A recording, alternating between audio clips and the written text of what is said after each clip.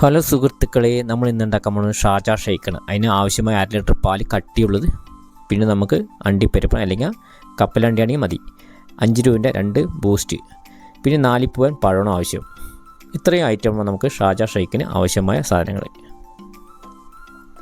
ഇനി മിക്സിയുടെ ജാർ എടുക്കാം. അതിലേക്ക് നമുക്ക് കട്ടിയുള്ള പാലും പഴവും പിന്നെ ആ ബൂസ്റ്റ് പൊട്ടിച്ചിടുക. പിന്നെ അതിന് ശേഷം നമുക്ക് മധുരത്തിന് ആവശ്യമായ പഞ്ചസാരയും ചേർത്താം. ഇത് വീട്ടിൽ സിമ്പിളായിട്ട് ഉണ്ടാക്കാൻ പറ്റിയ ഒരു ഐറ്റമാണ്. 4 പൂവൻ പഴം മാത്രം എടുക്കാൻ പാടുള്ളൂ, അല്ലെങ്കിൽ പുളി വരും. ഇനി നമുക്ക് മിക്സിയിലിട്ട് നന്നായി മധുരത്തിന് ആവശ്യത്തിന് പഞ്ചസാര ചേർത്താം. അതിന് ശേഷം മിക്സിയിലിട്ട് നന്നായി അടിച്ചെടുക്കാം.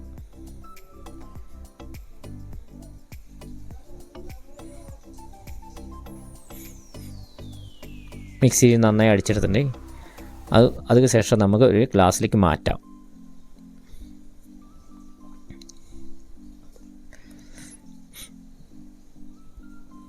ഗ്ലാസ്സിലേക്ക് മാറ്റിയിട്ട് ഇനി നമുക്കതിലേക്ക് മാറ്റി വെച്ചിരിക്കുന്ന അണ്ടിപ്പരിപ്പ് അതിലേക്ക് ഇടാം. പിന്നെ കുറച്ച് ബദാം ഇട്ടാൽ നന്നായിരിക്കും, ഇല്ലെങ്കിൽ നിരക്കടലയാണെങ്കിലും മതി. ഇതാണ് നമ്മുടെ ഇന്നത്തെ ഷാർജ ഷേക്ക്.